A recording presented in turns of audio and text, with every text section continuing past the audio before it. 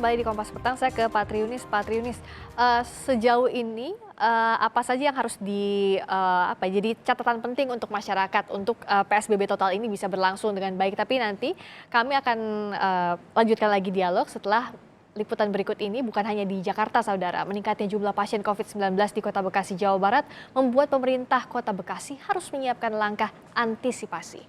Pemkot Bekasi telah menyiapkan Stadion Patriot Candrabaga sebagai ruang rawat inap pasien COVID-19. Pasien positif COVID-19 tanpa gejala hingga gejala ringan bisa melakukan isolasi mandiri di sini. Rumah sakit darurat ini bisa menampung hingga 57 pasien. Sementara pasien bergejala sedang hingga berat akan tetap dirawat di rumah sakit rujukan COVID.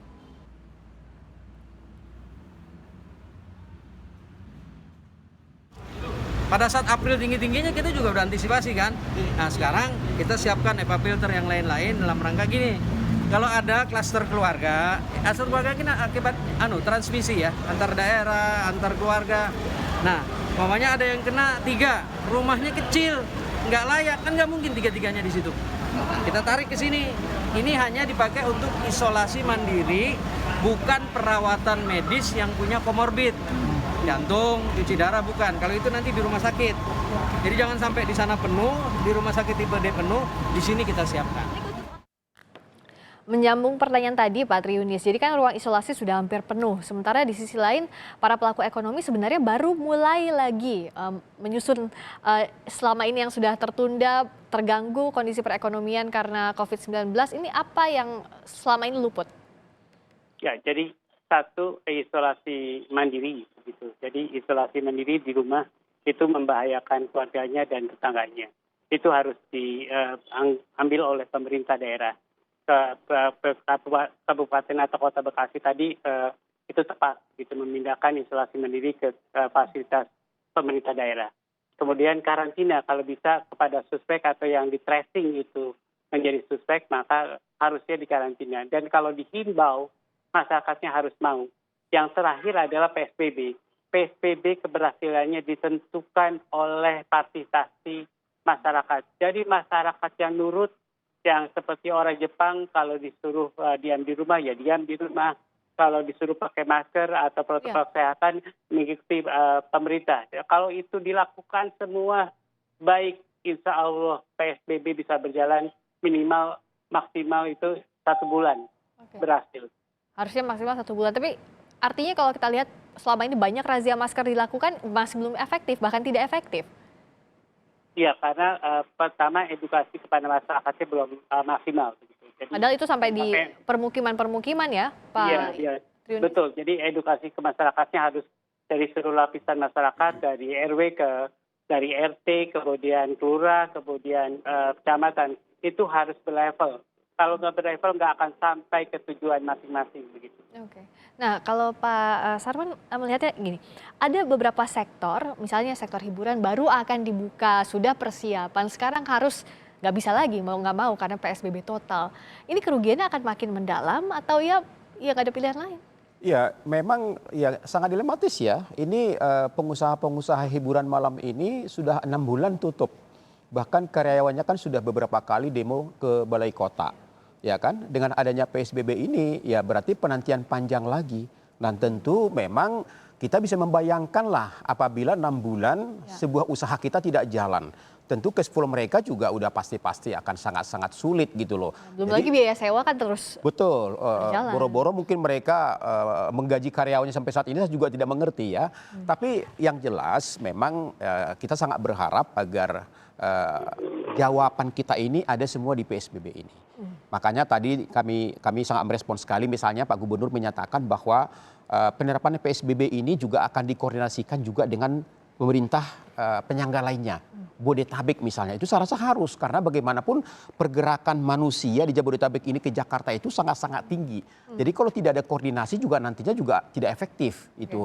Nah, kemudian harapan kami juga adalah Mbak Friska beberapa stimulus dan relaksasi yang selama ini diberikan kepada pengusaha, kami sangat berharap kalau bisa itu diperpanjang sampai akhir tahun depan.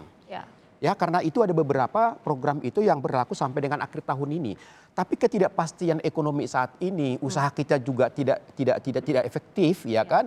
bagaimana kamu bisa memanfaatkan efektivitas daripada relaksasi dan stimulus tadi. Sedangkan usaha kami juga sampai saat ini masih belum maksimal. Nah, sedangkan perkiraan kita kan bahwasanya ekonomi kita akan normal kembali kemungkinan antara pertengahan tahun depan. Jadi supaya kami bisa betul-betul memanfaatkan efektivitas daripada relaksasi, kemudian juga stimulus yang diberikan oleh pemerintah kepada pengusaha, kami sangat berharap untuk bisa diperpanjang sampai dengan akhir tahun depan. Itu menjadi harapan kami. Kemudian juga masalah permodalan ya, kita sangat mendukung program pemerintah misalnya memberikan bantuan 2,4 juta kepada usaha mikro, kemudian juga memberikan bantuan kepada pekerja-pekerja yang bergaji 5 juta ke bawah, itu kita dukung. Tapi harapan kami juga masalah permodalan kepada usaha kecil menang ini juga harus juga segera diberikan juga oleh pemerintah, tapi dengan skema khusus. Ya, jadi skemanya juga harus matang. Nah, Betul, berikutnya jangan skema perbankan murni. Tidak akan mungkin mampu pengusaha pada saat ini harus diminta jaminan lah dan segala macam gitu loh. Nah, berikutnya yang kita akan hadapi di hari Senin kan akan kembali ke awal lagi. Betul. Kegiatan ekonomi sejak hari Senin nanti 14 September. Pak Triunis, kalau di Jakartanya PSBB total, tapi daerah penyangganya kita kan tahu Jakarta tidak berdiri sendiri, Jabodetabek ini saling terhubung. Kalau daerah penyangganya tidak sama ketatnya dengan Jakarta, akan sia-sia atau tidak PSBB total ini? Ya, sia-sia sih tidak, tapi penurunan kasus COVID-nya tidak tinggi begitu, tidak seperti yang diharapkan. Sebaiknya memang kalau diharapkan penurunannya setinggi serendah-rendahnya, maka itu harus dilakukan bersama. Jadi Kota Bogor, Bekasi, Depok, Tangerang harus sama iramanya. Jadi karena masyarakat Jakarta itu 50% ada di Jabodetabek begitu. Nah, selama ini kalau dilihat kerjasama antara DKI Jakarta dan daerah penyangganya dalam hal PSBB, dalam hal penerapan protokol kesehatan masih belum efektifkah, Pak Triunis? Jadi selama ini sudah terkoordinasi Jabodetabek dan DKI Jakarta. Artinya Gubernur DKI Jakarta, Gubernur Jawa Barat, kemudian Gubernur Banten sudah berkoordinasi. Saya pikir tinggal masalah ekonomi begitu, apakah Tangerang amat berat, kemudian apakah Bekasi amat berat, apakah Bogor amat berat.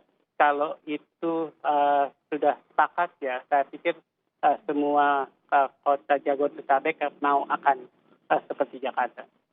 Nah, kalau ini kan sebenarnya kita sudah melewati PSBB total di awal, PSBB transisi, lalu saat ini. Waktu di awal banyak kalangan usaha yang kaget dengan kondisi itu karena tidak bisa terprediksi. Kalau ini untuk mengulang, sebenarnya kawan-kawan pengusaha sudah menghitung atau menyiapkan plan A, plan B-nya belum sih untuk menghadapi PSBB total ini?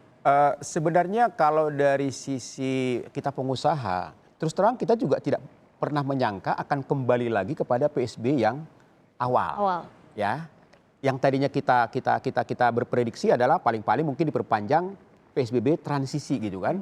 Tapi memang karena memang penurunannya itu sangat tinggi, dikembalikan lagi. Jadi memang kita tidak pernah menyangka gitu loh. Jadi ya mau tidak mau, siap atau tidak siap, kita harus betul-betul bisa dengan tegar dan semangat menerima kenyataan ini. Dan sembari kita mendukung semua program pemerintah dan kita menghimbau kepada pekerja-pekerja kita juga nanti selama PSBB ini supaya tetap mengedepankan protokol kesehatan. Itu menjadi harapan kami. Itu kemudian terakhir Mbak Priska, pola penindakan dan pengawasan yang dilakukan oleh pemerintah ini kalau bisa juga punya standar yang sama.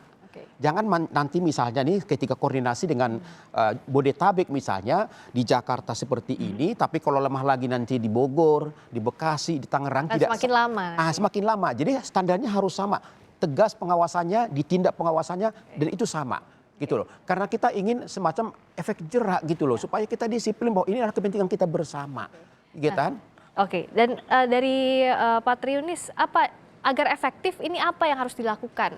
Jangan sampai terus-terusan aja diulang lagi PSBB seperti di awal, lalu transisi nanti kembali lagi di awal. Kasihan juga banyak kalangan masyarakat kalau seperti ini terus.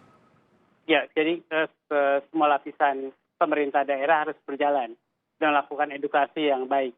Mulai dari RT, kemudian RW, kemudian kelurahan, kecamatan harus bergerak sama begitu. Jadi mengedukasi masyarakatnya, mengatakan harus ini kita perjuangkan pertama demi ekonomi, kedua demi rakyat yang tidak mati karena kita melakukan itu begitu.